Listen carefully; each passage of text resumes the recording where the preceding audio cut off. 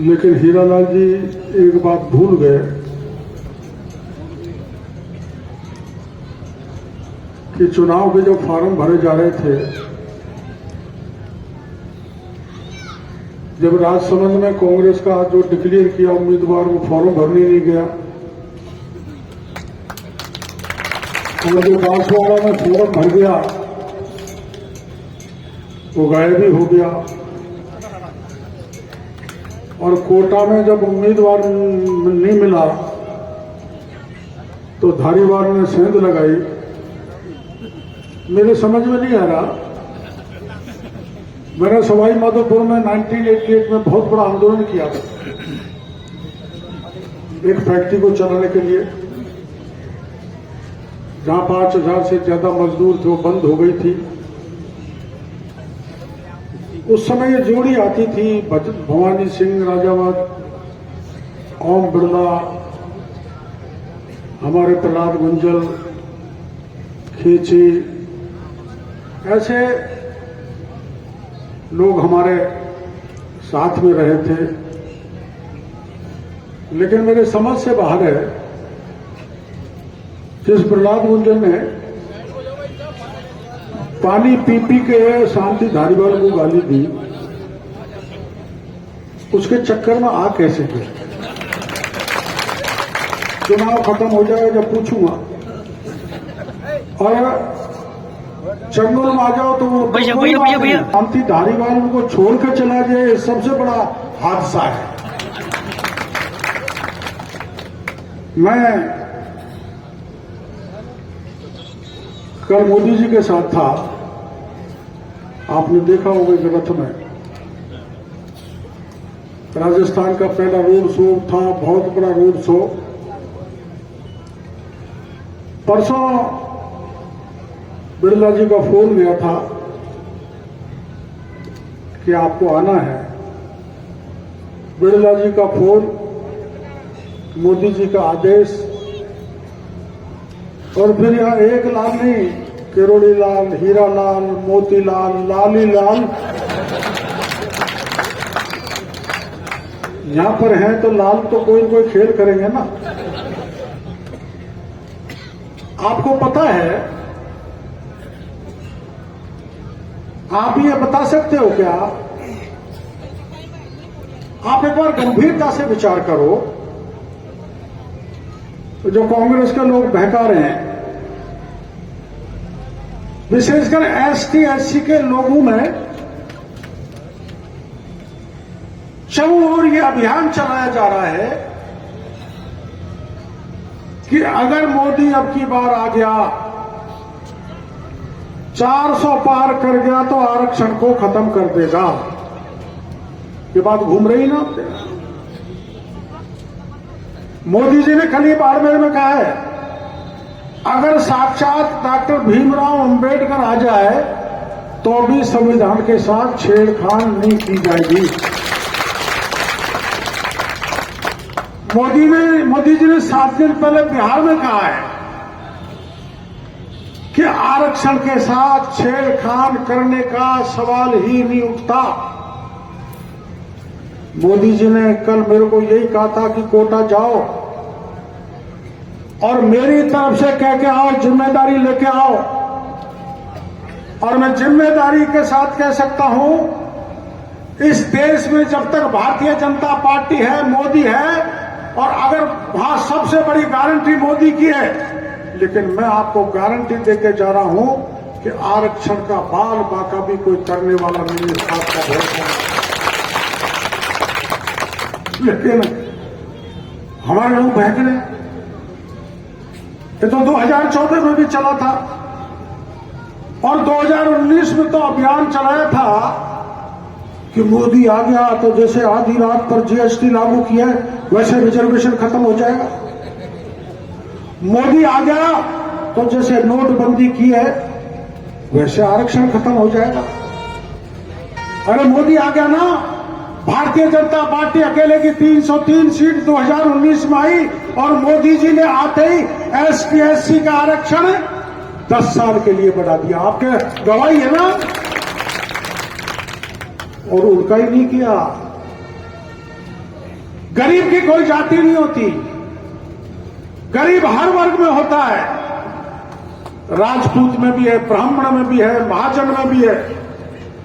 उन गरीब सवर्णों को देश की आजादी के बाद 10% आरक्षण देने का काम किया तो यशस्वी प्रधानमंत्री मोदी ने। अभी क्या कर रहे हैं कांग्रेस वाले? गुजर से मीणा को भिड़ाना चाहते हैं, मीणा को मीणा से लड़ाना चाहते हैं, जाट को राजपूत से लड़ाना चाहते हैं, हिंदू को मुसलमान से टंटा कराना चाहते हैं। क्योंकि लंबा इतिहास कांग्रेस का देख लो, 60 साल तक कांग्रेस ने जाति और तुष्टीकरण, भ्रष्टाचार और परिवारवाद के आधार पर राजनीति की है। चलो आप सारी बात छोड़ दो, मैं आपसे सवाल करना चाहता हूं, मोदी जी के अलावा कोई इन सब में, पप्पू के अलावा भी, पप्पू प्रधानमंत्री बनने लायक है क्या? अरे पप्पू प्रधानमंत्री बन सकता है क्या? जो ये नारी शक्ति का अपमान करता है भाषणों में, और जिस कांग्रेस ने ये कहा हलफनामा देके कि राम सेतु नाम की कोई चीज बनी नहीं, और देश की धरती पे राम नाम का कोई अवतार हुआ ही नहीं, कहा था ना कांग्रेस ने। इतना कहने के बाद मैं आपसे पूछना चाहता हूं, क्या राहुल गांधी प्रधानमंत्री बनने लायक है? क्या शरद पवार है? क्या ममता बनर्जी है? क्या तेजस्वी है? तेजस्वी का तो बाप सारे चारे को खा गया जो अभी तक जेल में जा रहा है। और ये सारे भ्रष्टाचारी, ईडी कार्रवाई करती है तो चिल्लाते हैं मोदी जी हमारे पीछे ईडी लगा रहे, हमको गिरफ्तार कर रहे हैं। अरे कांग्रेस प्रतिपक्ष में दूसरे ऐसे लोग भी हैं जिन्होंने बेईमानी नहीं की, उनको तो जेल में भेज नहीं रहे, लेकिन जिन्होंने देश को लूटा है, भारी भ्रष्टाचार फैलाया है, देश के साथ गद्दारी की है, उनको मोदी जी छोड़ने वाले नहीं हैं, उनको तो जेल के सीटों में जाना ही पड़ेगा। कतई दया नहीं होने वाली है। और राजस्थान में भी भजन लाल जी दया नहीं करने वाले हैं, सबको जेल में भेज के भजन करवाएंगे। आपने देखा 5 साल तक भारतीय जनता पार्टी पर सड़कों पर ली, मैं था, बहन बेटी की इज्जत लुटी तो हम सड़क पर थे, जवानों का पेपर लीक हुआ तो हम सड़क पर थे, आमागढ़ का प्रकरण हुआ तो हम सड़क पर थे, और वीरांगनाओं का अपमान हुआ तो हम सड़क पर थे। हीरालाल जी ने चर्चा की वीरांगनाओं की। आपको पता है पुलवामा हुआ, देश के 45 जवान शहीद हुए, 5 जवान राजस्थान के थे, गहलोत का राज था। जब उनका अंतिम संस्कार होने लगा तो 3 मंत्री पहुंचे, भरोसा दे के आए थे। जब उनकी पत्नियां रो रही थी, विधवा हो गई थी, कह के आए थे तुम्हारे परिवार में नौकरी देंगे, सड़क बनाएंगे, स्कूल कॉलेज का नाम करेंगे, तुमको बिल्कुल धन धान से परिपूर्ण कर देंगे। लेकिन 4 साल तक वो वीरांगनाएं, वो विधवा इन मंत्रियों का चक्कर निकालती रही। ये जो सांगोद की शहीद हुई थी, हीरालाल के इलाके में जो शहीद हुआ था हेमराज मीना, उसकी धर्मपत्नी, मैं आया था सांगोद में, हीरालाल जी ने कार्यक्रम रखा था मधुबना, वो मंच पर आके बच्चों को लेके रोने लगी, विलाप करने लगी। मैंने पूछा क्या हुआ? उसने कहा हम 4 साल थे, मेरे प्रमोद भाया आया था, शांति धारीवाल आया था, प्रताप सिंह खाचरियावास आया था, कह के गए थे कि हम तुमको सड़क का नाम करेंगे और जो सांगोद का चौराहा है उस पर हेमराज की मूर्ति लगाएंगे, कॉलेज का नामकरण करेंगे, नौकरी देंगे, लेकिन कुछ नहीं दिया। 4 साल बाद वो 5 वीरांगनाएं मेरे पास एक दिन जयपुर आ गई। विधानसभा चल रही थी, मैं उनको लेके विधानसभा इस आशा के साथ गया कि मुख्यमंत्री मिलेगा, बात सुनेगा तो इनके निकम्मे मंत्री जो भरोसा दे के आए थे वो पूरा करेगा गहलोत। लेकिन मैं गया, जब राजस्थान विधानसभा का दरवाजा बंद कर दिया। मैं उन वीरांगना को लेकर धरने पर बैठ गया। पुलिस बाद में धक्का मुक्की देते हुए हमको शहीद स्मारक ले गई। लेकिन मैंने तय किया कि जब तक राजस्थान का मुख्यमंत्री वीरांगनाओं से मिलेगा नहीं, तब तक मैं धरना देके जयपुर की धरती पर बैठा रहूंगा। बैठा रहा, फर्जी वीरांगनाओं से गहलोत मिल लिया। लेकिन जिन्होंने, देखो लाल बहादुर शास्त्री ने नारा दिया था, जय जवान जय किसान। जवान वो जो देश की सीमा पर बर्फीली चट्टानों पर खड़ा होकर हमको चैन की नींद और हमारी रक्षा करता है। और किसान ये जो कड़ाके की ठंड में खड़ा होकर फसल पैदा करके देश की जनता का पेट भरता है। उस जय जवान के साथ क्या किया? मैं 10 दिन तक बैठा रहा। उन वीरांगनाओं को पकड़ा गया, उनकी साड़ी खींची गई, उनकी चोटी खींची गई, मेरे को उठाया गया, मेरी गर्दन तोड़ी, मेरे कपड़े फाड़े, मेरे पजामा फाड़ा, मेरे को नग्न प्राय कर दिया। तो उस गहलोत सरकार से बदला लेने का समय ये आ गया है जो आपको लेना। मेरा अपमान की कोई दिक्कत नहीं। हम तो राजनीतिक पार्टी के कार्यकर्ता हैं। हमको लाठी भी मार सकती है, पुलिस हाथ पैर भी तोड़ सकती है, जेल में भी भेज सकती है, पर जिन वीरांगनाओं के प्रति इस देश के लिए बलिदान कर गए, उन वीरांगनाओं का अपमान करने वाले, देखो मैं बताऊं आपको, उसमें मेरे साथ ये भी गया था एक दिन हमारा प्रहलाद गुंजन धरने पर गया था। उन्होंने भाई साहब ये तो बड़ा बुरा हो गया। मैं भी बुरा हो गया। एक गुजरी थी, एक जाटनी थी, एक बैरवा की थी, एक माड़ी थी, बड़ा गलत, एक मीरा थी, बड़ा गलत हो गया। अब मैं प्रहलाद जी से ये पूछ रहा हूं, वो गलत हो गया तो आप उन गलत आदमियों के साथ कैसे फिट हो गए? अरे फिट हो जाओ, फिर भी कोई बात नहीं है। लो जो आपको चक्कर में देके ले गया है मेरे भैया, मेरा बड़ा प्यारा कार्यकर्ता था, बड़ी वेदना हो रही है। मेरा तो बड़ा मित्र वो था, लेकिन मैं उसी दिन से चिंता कर रहा हूं कि क्या क्या परेशानी उसको शांति धारीवाल ने नहीं दी थी ना। खूब तंग किया था ना, खूब मुकदमा लगा था ना, मकान को तोड़ने की भी योजना बन गई थी ना। मैं इस बात का अचंभा कर रहा हूं कि कांग्रेस के पास कैंडिडेट नहीं, हमारे लोगों को भटका के ले जा रहे हैं, तो जीत कहां से होगी? मेरे तो समझ से बाहर है, कहीं समझ से बाहर है। मैं तो एसटी के भाई जो बैठे हैं उनको कहना चाहता हूं, आप कतई वो जो भाषण है ना मोदी जी के, जो संसद में दिया था, उन्होंने कहा था आरक्षण के मामले में जो देश का पहला प्रधानमंत्री पंडित नेहरू था, उन्होंने राज्यों के मुख्यमंत्रियों को पत्र लिखा था कि मेरे रिजर्वेशन के पक्ष में नहीं हूं, रिजर्वेशन के खिलाफ हूं,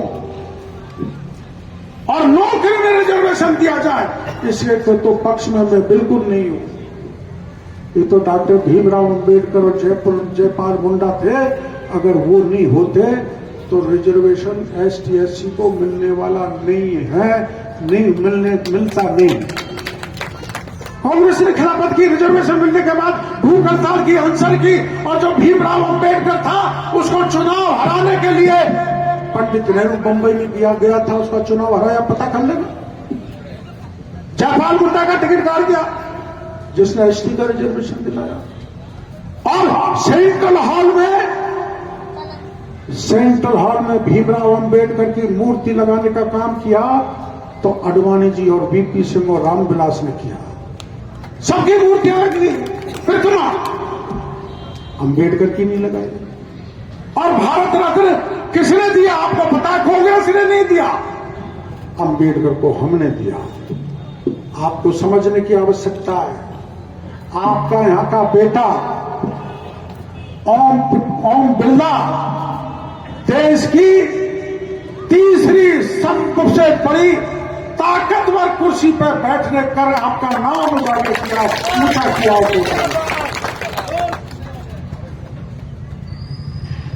और रोज प्रधानमंत्री और अमित शाह जी से बात करते हैं, इससे बड़ी और खुशी की बात क्या हो सकती है? मेरे तो करीब मोदी जी ने मेरे से बात की वहां रथ में, तो मेरी तो छाती अभी तक पूरी हुई है। और जब वो रोज बात करते थे, ऐसा होनहार आदमी, और आप उसको खींच लो तो इससे बड़ी कोई दुर्भाग्यपूर्ण बात नहीं हो सकती। और कांग्रेस ने किया क्या भाई? मोदी जी ने तो जो बहन बेटी बैठी है ना, इसको नारी शक्ति अधिनियम लाए हैं, और अगले लोकसभा के और विधानसभा के चुनाव में हमारी 33% बहनें विधानसभा और लोकसभा में जाके बैठेंगी जो उधर बैठी हुई है। और हमारे राहुल जी क्या करते हैं? संसद में बोलने के बाद आंख मारते हैं। क्या गंभीरता है? वो मुख्यमंत्री बन सकते हैं, प्रधानमंत्री बन सकते हैं, क्यों वोट खराब कर रहे हो? मेरे को कोई आपत्ति नहीं प्रहलाद गुंजल से। मेरे को आपत्ति इस बात से, जिस प्रहलाद गुंजल को आप वोट डालोगे उसका नेता लोक संसद में आंख मारता है, उसका नेता संसद में ये करता है। ये क्या होता है? और एक महिला की तरफ करता है। कैसा व्यक्ति के सपना लेके सोनिया गांधी और हमारे ये प्रहलाद जी गए हैं कि आंख मारने वाला और पुच्ची लेने वाले के साथ हम जाके शामिल हो गए? आप तो ये बताओ, देश को आगे कौन बढ़ा सकता है? कौन बढ़ा सकता है? देश को ताकतवर कौन कर सकता है? ये बहन बेटी बैठी, इनका मान सम्मान कौन बढ़ा सकता है? ये जो किसान मेरा बैठा है, इसका मान कौन बढ़ा सकता है? मेरी देश की रक्षा कौन कर सकता है? पाकिस्तान का इलाज कौन कर सकता है? पाकिस्तान का इलाज एयर स्ट्राइक करके किसने किया? गलवान में चीन का इलाज किसने किया? और आपके घर में गैस का चूल्हा किसने पहुंचाया? शौचालय किसने पहुंचाया? और गेहूं किसने पहुंचाया? और किसानों को सम्मान निधि किसने दी? और मेरे यहां मैं देखता आ रहा हूं, दिल्ली से लेकर बंबई तक की एक सड़क बनी है। दिल्ली से लेकर बंबई तक। आप कभी सपने में सोचा था क्या? देश की सबसे बड़ी लंबी सड़क बनाने का काम मोदी ने किया। अरे 60-62 साल से कांग्रेस कहां सो रही थी? बताओ तो सही। मैं 88 में लोकसभा का चुनाव लड़ा था सवाई माधोपुर से, तो मैं भाषणों में कहता था कि कोटा की डाउन स्ट्रीम से लेकर धौलपुर तक चंबल का पानी 210 किलोमीटर की लंबाई में बहकर बेकार चला जाता है। इसको उठाओ और हमारे पास पड़ोस के जिलों में डालो। हजारों साल से बह रहा है। कांग्रेस ने 60-62 साल राज किया, उन्होंने चिंता की क्या? नहीं की। चिंता किसने की? भारतीय जनता पार्टी। और आपके यहां तो निकट है, आपके यहां तो नजदीक पानी है। यहां से 350 किलोमीटर दूर भिवाड़ी के पास जो सीमा पे हरियाणा की पे, वहां चंबल का पानी पहुंचाने का काम नरेंद्र मोदी ने 45,000 करोड़ रुपए देके किया। नहीं किया कि वो सारा पैसा खाते गए। कहीं कोयला का घोटाला कर दिया, कहीं गेम्स का कर दिया, कहीं 2G का कर दिया, कहीं 3G का कर दिया, कहीं जीजाजी ने कर दिया, कहीं जीजी ने कर दिया घोटाले। आप एक मंत्री ऐसा बता नहीं सकते 10 साल में गहलोत के राज में जिस पे उंगली उठी हो। सबसे देश में जो सरकार अब से तक बनी, सबसे ईमानदार 10 साल का मंत्रिमंडल मोदी जी का रहा है। तो मोदी जी क्या चाहते हैं? मोदी जी चाहते हैं कि मेरा देश परम भवन ने तुम्हें तत्स्वराष्ट्र। प्रहलाद भाई ने भी गाई है हमारे साथ, और हम संघ की शाखा पे गए थे। पद के चक्कर में क्यों गए वहां प्रहलाद जी? हम संघ की शाखा पे जाया करते थे। नहीं चाहिए पद यश कर्मा, सभी चढ़े मां के चरणों में। हम राजनीति में पद प्राप्त करने के लिए नहीं आए। पंडित दीनदयाल उपाध्याय ने कहा था, समाज की अंतिम पंक्ति में जो खड़ा है, अंतिम पायदान पे है, उसको बगल में लाके खड़ा करना है। इसलिए जितनी भी योजना मोदी जी ने देश में दी, वो गरीब को उत्थान करने के दी। तो हम तो राजनीति में पद पाने के लिए नहीं आए। न मोदी जी आए, न हीरालाल जी आए, न हेमराज जी आए, न मोतीलाल जी आए, न किरोड़ीलाल जी आए। हाँ, ये जरूर है, पार्टी ना दे दिया तो एमएलए का चुनाव लड़ो, मंत्री बन गए। अब हमारी कहते हैं 5 साल तक लगा, मंत्री बना दिया तो और क्या बनाते। मेरे को तो आशीर्वाद दिया दिया, हीरालाल जी ने केंद्र का मंत्री बना दिया। ये जीव से निकलती है। और मोदी है तो मुमकिन है कुछ भी हो जाए, कोई भरोसा नहीं है। इसलिए जो आपको बहकाया जाता है ना, किरोड़ीलाल को क्या दिया, रिजर्वेशन खत्म कर देंगे, ये सब बेकार की बात है। किरोड़ीलाल से मोदी जी मित्रता का व्यवहार करते हैं। कल का वीडियो देख लो, मित्रता है, इमरजेंसी कायम की मित्रता है। और मित्र प्यार दे, वो सबसे बड़ा धन है, उससे बड़ा कोई पद नहीं हो सकता। इसलिए कहते हैं बहकावे में आने की जरूरत नहीं है। विशेषकर एसटी एससी के भाइयों को कहना चाहता हूं, अरे हमारे उप मुख्यमंत्री बनाया है ना प्रेमचंद जी को, प्रेमचंद बैरू उप मुख्यमंत्री बने, कितना बड़ा सम्मान दिया है। और सबसे बड़ा सम्मान देश की आजादी के बाद अगर दिया है तो एसटी की एक ठेठ गांव की आदिवासी महिला द्रौपदी मुर्मू को राष्ट्रपति बनाने का इतिहास रखा है तो मोदी जी ने। बताओ कैसे होगा? बिरला जी को वोट दो, वो बटन दबाओ और संसद में भेजो। और सुनो भाई, ये कोई डॉक्टर किरोड़ीलाल दुष्यंत बिरला का चुनाव नहीं है। ये चुनाव आसुरी शक्तियों का, जो आसुरी भ्रष्टाचारी ताकतें एक तरफ होके मोदी को घेरना चाहती है, वो देश की जनता पूरे मोदी के साथ है। इसलिए मोदी को प्रधानमंत्री बनाने के लिए कमर कस लो। नातेदार, रिश्तेदार, बहन बेटियां, छोटा बड़ा सब घुस जाओ और मधुबाला से जाके पूछो।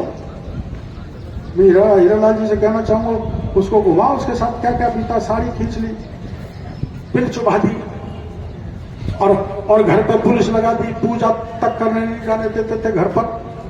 अगर उसकी व्यथा सुनोगे तो आप रो पड़ोगे। जो इतना बड़ा अपमान नारी का किया, वो भी वीरांगना का किया। उस कांग्रेस की तरफ देखने की जरूरत नहीं है। देखना है तो मोदी की जेब पे लगे हुए कमल के फूल पे देखना है, इसका बटन दबाओ। पक्का इरादा है तो हाथ खड़ा करो, हाथ खड़ा करो, जोर से मुट्ठी बांधता की भारत माता की, वंदे वंदे वंदे। तो हीरालाल किरोड़ीलाल की जोड़ी का ध्यान रखना। एक मैं धन्यवाद के लिए मुकेश बैगवाल जिला प्रमुख जी को आमंत्रित करता हूँ कि धन्यवाद दें। राम जी की मूर्ति है। आज इस लोकसभा उम्मीदवार आदरणीय